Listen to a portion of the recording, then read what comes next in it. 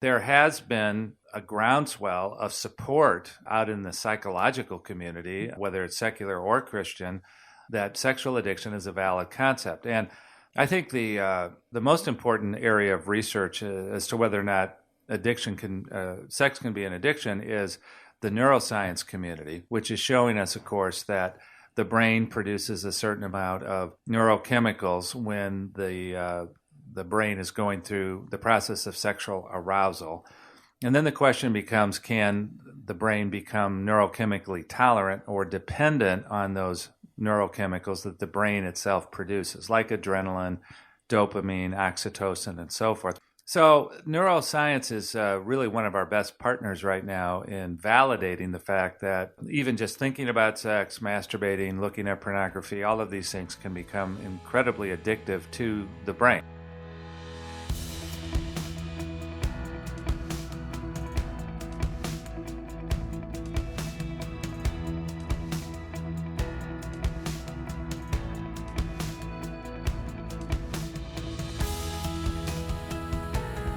Welcome to the Faithful and True podcast. Today we're going to feature one of our favorite legacy podcasts featuring Dr. Mark Laaser.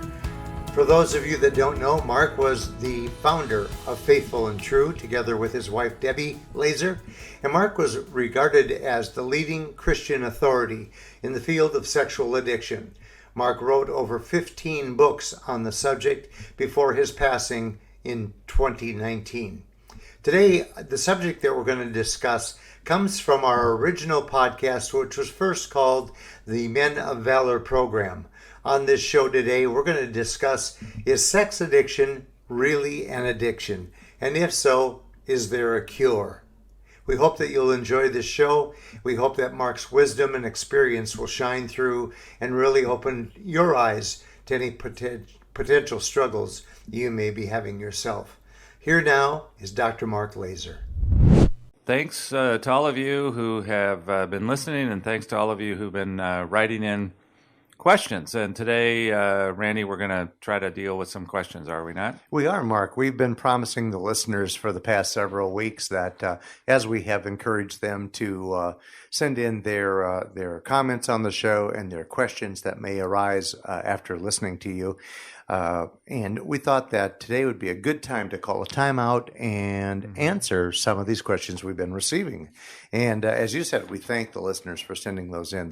These are important to the growth of the show, and at the same time, we want to be a valuable resource to you with the answers that Mark can provide.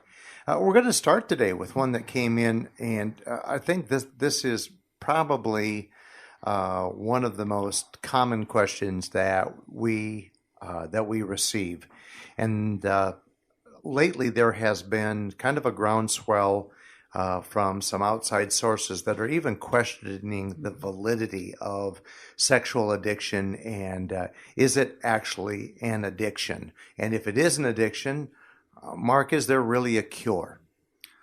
You know, I think things go in cycles, Randy. This is not a new thing. There's really kind of a fascinating story about that. One of the surprises of my life back in the 90s, actually, was that I got an email from Playboy magazine, from their editorial offices of Playboy magazine at their offices in Chicago. And obviously since 1987, I haven't looked at any of that material, so it was quite a shock to me to get an email from them. But what had happened was that one of their writers had posted an editorial in one of their issues about the fact that sex addiction was not a valid psychological concept. It had been invented. They claimed, this editorial claimed by the religious right, and they also said that there had been those, like Dr. Patrick Carnes, the founder of our field, and I was also listed as people who had invented the concept so that we could make money treating it. And then they invited me to respond to that. So now I had a decision that I want to, be published in any way, shape, or form in Playboy magazine. But I checked that out with some of my accountability group, and they said, Mark, if you were trying to get your message out to your target audience, where would you put it? Here's the number one venue. Yeah, so I can honestly say, Randy, I've never actually seen my response in the actual magazine because I wouldn't get it or buy it, but they did print it, and so I think cyclically it comes up. The reason it's coming up right now is because the American Psychiatric Association is in the final process of getting out the new edition of its diagnostic manual. Since I've been in the field back in the 70s, there have been a number of revisions to their diagnostic manual, and they're currently about ready to release the fifth edition of that.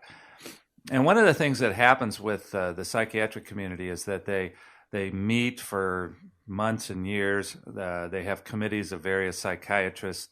They get together, they discuss diagnoses, and then they come up with the diagnostic criteria for various mental health disorders. And for the last 25 years, Dr. Carnes and myself and others have been proposing that the diagnosis of sexual addiction be included in the diagnostic manual of the American Psychiatric Association without any success whatsoever. One of the things that I think is fascinating about the process is that it is very politically controlled, so that depending on what psychiatrists are on the diagnosis committee for the various sections of this manual, that has a large weight in terms of what gets included and what doesn't get included. One of the fascinating aspects of this also is that when you think about medical diagnosis, if you've had pneumonia, they pretty much define that since we knew what pneumonia was hundreds of years ago. If you have heart disease, we pretty much know what that is. I mean, it's not like diagnoses of those things change. But mental health disorders, the diagnosis of those things has changed quite frequently over the last 30 or 40 years. And so there's just, a way of introduction to say that at the moment with this new version 5 coming out, I think it's become a question. There's also been some, more attention to some popular media types in the last several years that have claimed to be sexual addicts that have gone to treatment and so forth. So, it does raise the question in the popular world out there: is this a valid concept or not?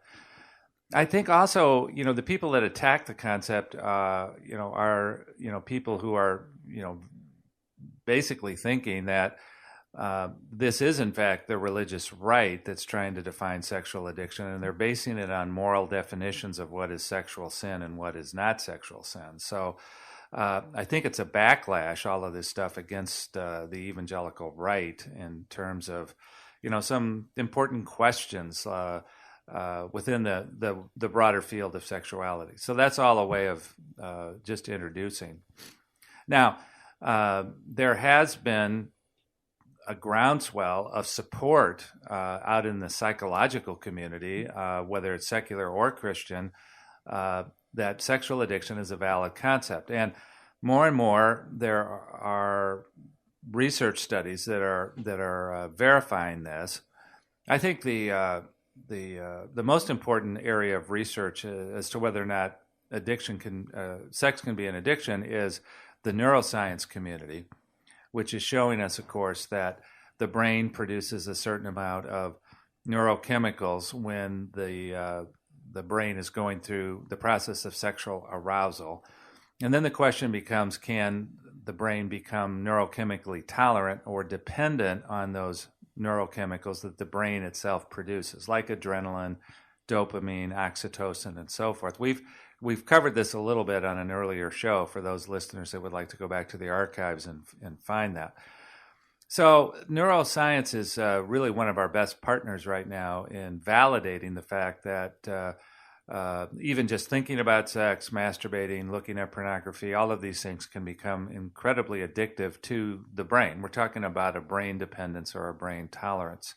So I think as the years continue to unfold, medical science is going to confirm the fact that it's a very legitimate diagnosis. And I think eventually it may take another 5, 10, 15 years. I think the American psychiatric community will get on board with this. Well, as you've mentioned for us in previous shows, sex addiction is right now where alcoholism was roughly 40 years ago. Is that right? Yeah, we've been saying that now for a long time. We've been saying that, since the late 80s, that, sex addiction is 25 to, 30 or 40 years behind Alcoholics Anonymous. And there's some truth to that. And there's also the fact that it's a somewhat harder comparison to make, really, when you think about the fact that with alcoholism, you ingest something. You make a decision to take a drink or use a drug. And with sex addiction, you don't necessarily need to walk into a bar or a liquor store or have an outside of yourself supply. With sex addiction, it's more of an internally produced neurochemistry. I think the other difference is that sexuality is something that God put in the brain so that we as human beings will produce offspring. In Genesis, God said, "Be fruitful and multiply." So we're talking about a natural desire that we all have to be sexual in the brain. So that makes it a harder comparison to alcoholism in the sense that God did not put in our brain a natural desire for alcohol. But doesn't this neurochemistry topic that you are so well versed in and have referenced on earlier shows, doesn't that give great kind of qualification to the fact that someone who views pornography and is excited by it and the dopamine that is released into the brain, like other addictions, as time goes on, they need a higher in order to reach a point of excitement or whatever you want to call that. It takes more extreme levels of pornography to get the same result. Yeah, that's basically one of the criteria for the diagnosis of sexual addiction, that over time it will escalate in intensity, frequency, the nature of the activity that you're doing. It could even be that, you're getting increasingly more dangerous even forms of pornography. We could go on with that, but one of the criteria for anything to be an addiction is that you're going to need more of it over time to achieve the same effect. And that could be even just sexual thoughts or various different kinds of pornography or whatever it is. It's certainly sexual activity. So one of the ways that I like to kind of leave this question is that what is the purpose of a diagnosis of anything? And the purpose of a diagnosis is to define the healing journey that's possible. So a number of years ago, when I was having some irregular heartbeats, I went to see a cardiologist, and they diagnosed the fact that I had a condition called atrial fibrillation, or AFib for short. And so it didn't take very long. It didn't take very many medical tests to confirm that. You can actually even take your pulse and know that you're in AFib. And basically what it told the cardiologist is, what kind of either medication or procedure I would need to try to deal with that. And by the grace of God, I was able to go to one of our local well-established hospitals, get a very minor procedure done, and I haven't struggled with that at all since. So the purpose of a diagnosis is to tell doctors or professionals how to treat it so that the symptoms of it go away, the problems with it go away, and we can achieve a healing journey. So the second half of our listener's question then is, since you have done a great job of showing us that this is indeed an addiction, the second half of his question was, is there a cure? Well, that this has been one of the most hotly debated questions, I think, in the community ever since I've been in it for now over 25 years, almost 26 now. In my first book, Healing the Wounds of Sexual Addiction, in the conclusion to that book, I addressed this question. And even when I'm out there in in the Christian world, I hear a lot of men say, we've had a friend visiting us from China who's hoping to carry the message of sexual addiction recovery, faithful and true, to mainland China. And even he says that I used to be a sex addict. And I think even this man would agree, though, that he's still a man. He still lives in a very sexually saturated culture. And that even though he would say he's been cured or delivered, that's another word we like to use in the Christian community, from sexual addiction, that it's still something, in his brain that if he were not careful, he'd be right back into it pretty quickly. Isn't that along the line of the well-established, age-old alcoholics terminology of I'm a recovering alcoholic? I'm a recovering alcoholic. I'm only one drink away from a relapse, that kind of thing. So we certainly here at Faithful and True believe that when men come to our workshops, when they come to us for help, we can get them free of this sexual acting out. But what does freedom mean for any of us? If I say that I'm going to go on a diet, does it mean that okay, now that I lose weight, am I free of any temptation to overeat ever again? Well, probably not. There again, sexuality is a normal desire in the brain, and we live in a sexually saturated culture. So I do think that while it's possible, and we do say that here at Faithful and True, it's possible to be free of sexual sin for the rest of your life. We also would accept the possibility that sexuality is a normal part of our brain. We live in a very sexually saturated culture. So we need to still be careful, be on guard, be accountable, do all the things that we talk about doing. So are you ever cured? I don't really think you're cured, because if we said we were cured, we'd be saying in a way that we're still not participating in human nature. Right. One of the ways I look at it is, this is the part that I talk about. This is a comparison that I make in my book. To me, it's a lot like being a diabetic, and I am a diabetic, and I have been now for over 35 years. To this point in time, there is no cure for diabetes. There are a number of cures on the horizon. I don't think we're very far off from being able to completely reverse it.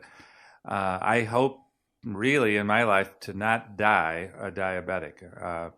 However, at this point, there's no cure. So what do I do on a daily basis? I manage it. I take insulin. I try to watch my diet. I exercise. I do a number of other things to manage my blood sugar level. So I think my sexual addiction is the same. While on the one hand, there's just really no cure for it, because if there was a cure, we'd have to eradicate from the brain all inappropriate sexual thought. That's probably not going to happen for anybody.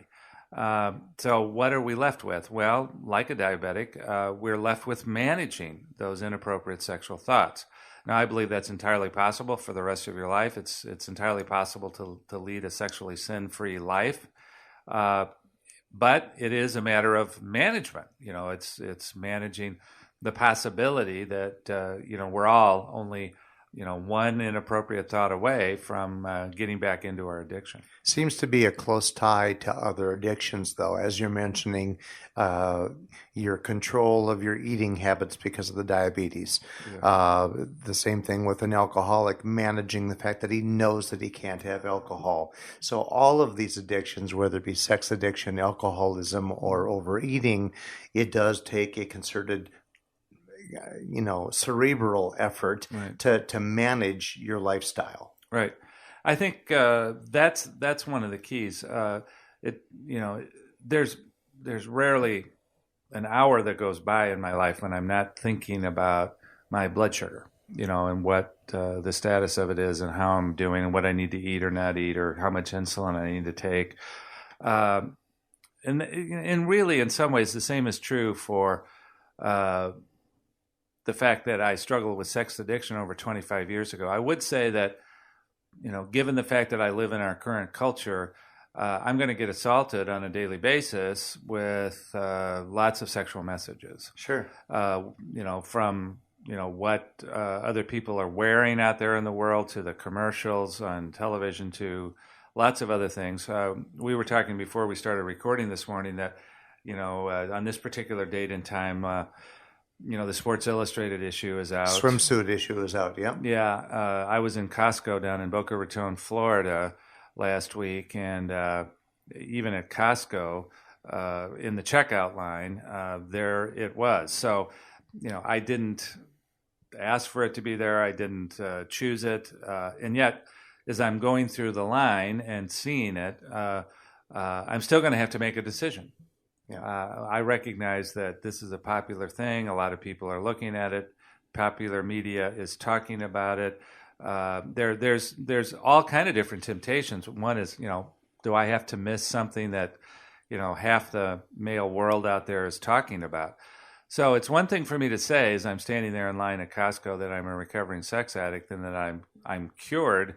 But on the other hand, I'm still going to have to deal with a stimulus. Let's just call it a stimulus. I think the average Christian would call that a temptation. Mm-hmm. What changes over time, Randy, is how easy it is for me to make a healthy choice. I think after 25 years of sobriety, it's much easier for me to make a healthy choice.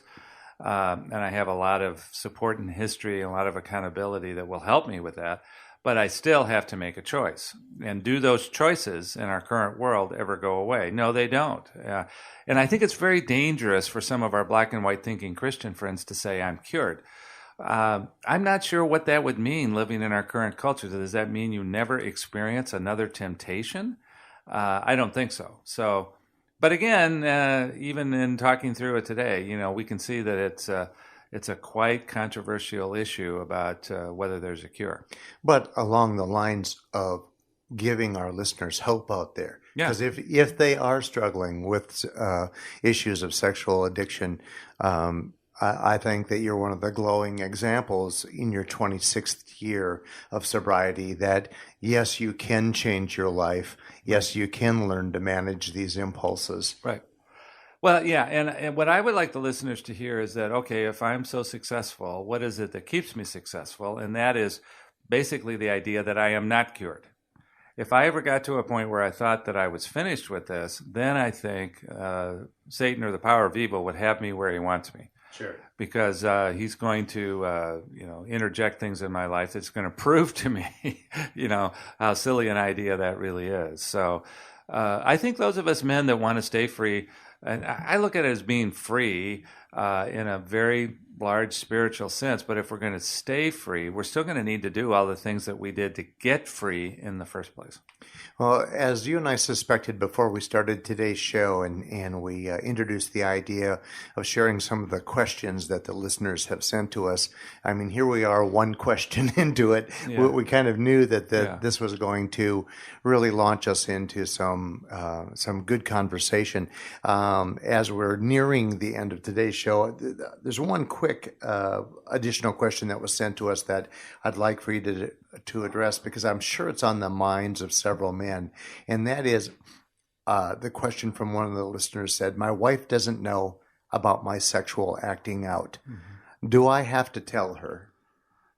The answer to that is yes. And the reason for it is a little bit more complicated. And but the idea here is that one of the criteria for sexual addiction is intimacy disorder, meaning that I don't really know how to have deep intimacy at an emotional or spiritual level with anybody, certainly much less my wife. In fact, it's often the case with intimacy disorder that the person that I'm the most afraid of losing, probably my wife, is the person that I'm maybe the least likely to tell the truth to. And the reason is because I have a deep anxiety that if I'm honest about my stuff, she will leave me. She won't like what I'm doing or who I am, and she'll leave me. So I want the listeners to hear that it's anxiety and fear of being all alone that keeps you in silence.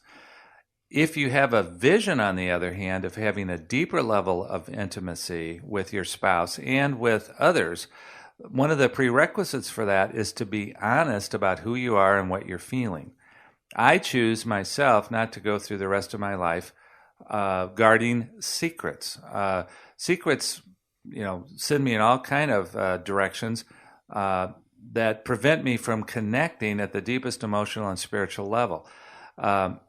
Most of the men out there are wondering, if my wife learns about this, she is going to want a divorce and all of that. We find, strangely enough, that that's very often, most often, not the case.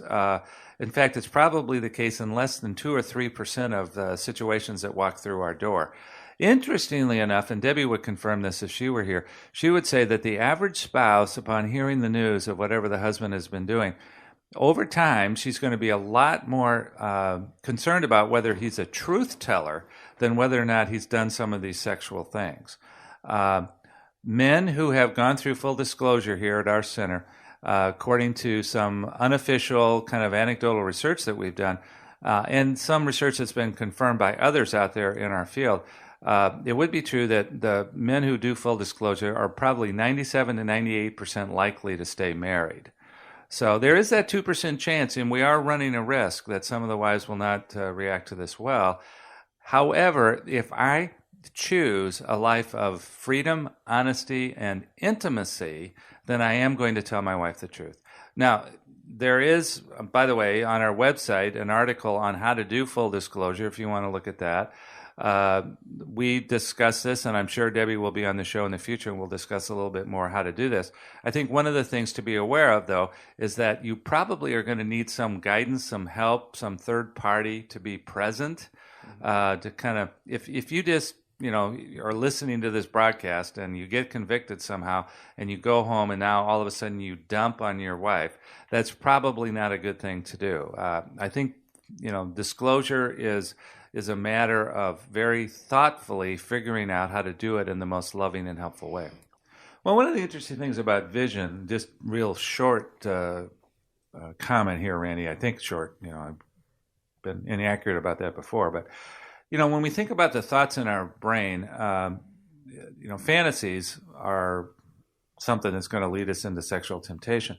Vision, on the other hand, will consume our brain with pursuing and following God's calling, plan, and purpose in our life. If we put those kind of visionary thoughts in our brain, it really uses our creativity, productivity, and passion in such a way that it crowds other things out. So it's not a bad place to stop today to become a man of vision. Whether you consider this problem you're struggling with an addiction or not, I don't care. If there are things in your life you'd like to change, develop a plan for how to do that and a vision for the man that God calls you to be. Thank you for joining us today on the Faithful and True podcast. We hope that you've enjoyed this conversation and the wisdom shared by Dr. Mark Laaser on the subject of, is sex addiction really an addiction? Mark, in his vast experience, both as sharing his own healing journey, together with his years and years of experience as a counselor, helping men who struggle with sex addiction.